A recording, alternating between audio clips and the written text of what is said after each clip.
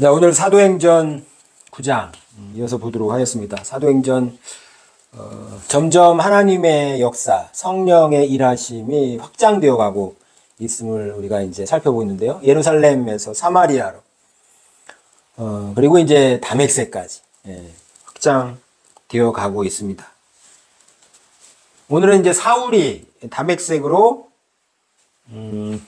예수님을 믿는 사람들을 잡아서 오려고 아주 그냥 기세등등한 거죠. 바울의 어떤 자아의식 한번 생각해 보면 바울은 사도행전 22장에 이렇게 표현합니다. 난 유대인이고 길리아 다소 출생이고 로마 시민권자고 가말리엘 문화에서 율법을 공부했고 아주 엄하게 아주 하드 트레이닝을 받았다는 거죠. 그러니까 아주 학식도 대단한 아주 유능한, 그러니까 자기도 학식이 대단하다는 것이고, 그 바리새인 중에 바리새인, 율법으로 흠이 없다고 이제 자기가 얘기를 합니다. 그러니까 하나님께 대한 열심이 강한 거예요. 젊은 30대 중반의 사울. 그리고 아주 그 예수 그리스도의 도를 따르는 자들을 핍박합니다. 스데반이 돌에 맞아 죽었을 때 그 현장에 있었어요. 그리고 그가 죽임 당함을 마땅하게 여겼어요. 사울의 상태가 이렇습니다. 아주 돌아보지는 않습니다. 직진 앞으로 쫙 내가 옳다고 생각하는 모습. 그런 사울이 이제 다메섹으로 가다가 다메섹 근처에 여기 또 이제 정오라는 단어가 나오는데 정오에 이제 하늘에 빛이 내리쬐는 겁니다. 빛이 내리쬐어서 눈이 멀어요. 눈 앞은 깜깜한데 안 보이는데 귀에는 들립니다. 사울아 사울아 내가 어찌하여 나를 핍박하느냐. 누구십니까? 나는 내가 핍박하는 예수라. 예수님이 직접 나타나셔서 말씀하십니다. 내가 일어나 성으로 들어가라. 행할 것을 내게 이를 자가 있느니라. 예수님이 직접 사울을 만나러 오셨습니다. 비로소 이 3일간에 들리지도 먹지도 못하고 자지도 못하고 그냥 포로가 되어 있는 이 상태, 마치 무덤과도 같은 그런 어둠의 상태에서 사도 바울은 자기를 돌아보게 됩니다. 남 탓하고 내 뜻과 다르면 그냥 죽이죠. 내 편 아니면 남의 편이고 적입니다. 스데반도 그래서 죽였던 것이고 다메섹에도 지금 그런 내 편 아닌 예수 그리스도를 따르는 자들을 잡아서 가두려고, 더 그래도 말 안 듣면 죽이려고 다메섹을 가고 있었던 사울입니다. 직진만 아는 거, 직진. 근데 거기서 예수님이 사울을 잡고 뒤를 돌아보게 만듭니다. 비로소 자아로 충만하고 종교심으로 율법으로 충만했던 사울이 돌아서서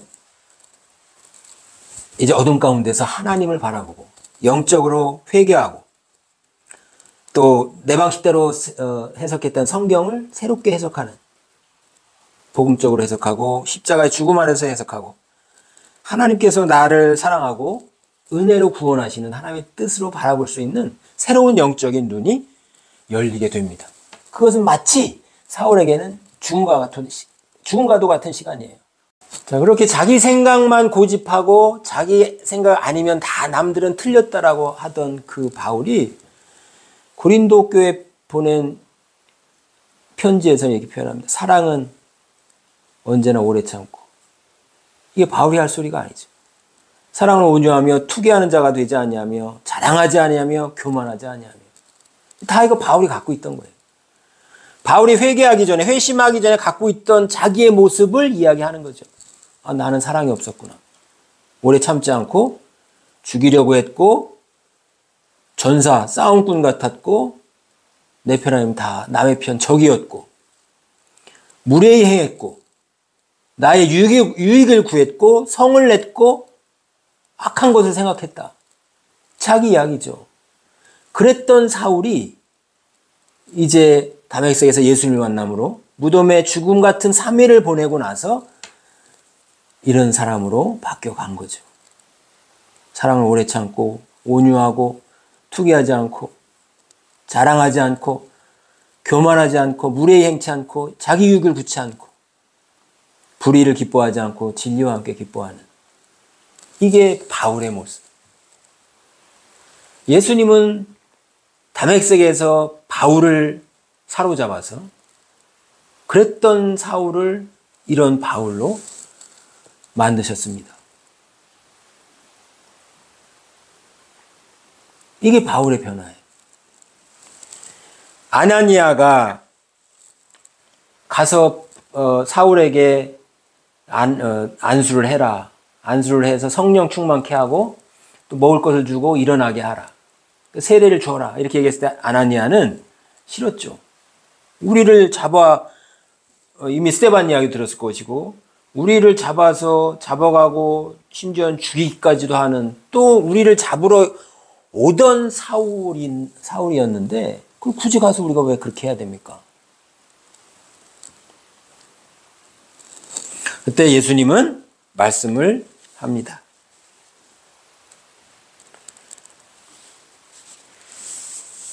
주께서 이르시되 가라, 이 사람은 내 이름을 이방인과 임금들과 이스라엘 자손들에게 전하기 위하여 택한 나의 것이라.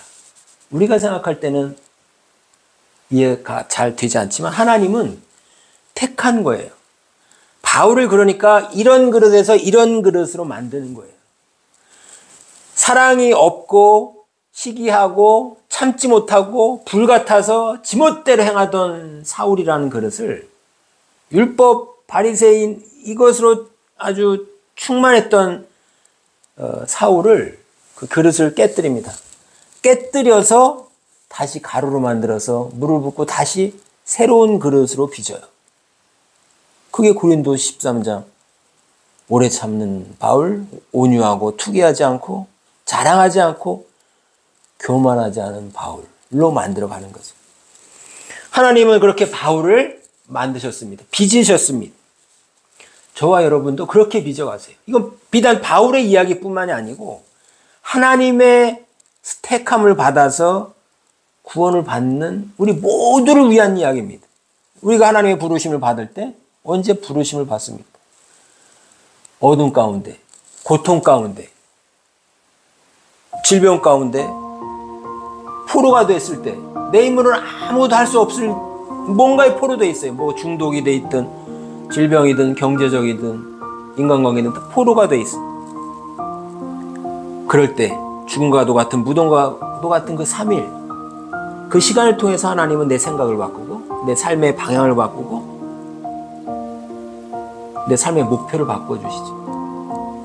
바울이 이렇게 사랑장에서 자기를 고백하는 것처럼 저와 여러분도 주님이 우리를 부르셨을 때 우리는 거기에 무릎 꿇었고 그것이 주님의 음성임을 알아들었고 거기에 아멘으로 화답하고 지금 여기에 앉아 있는 겁니다.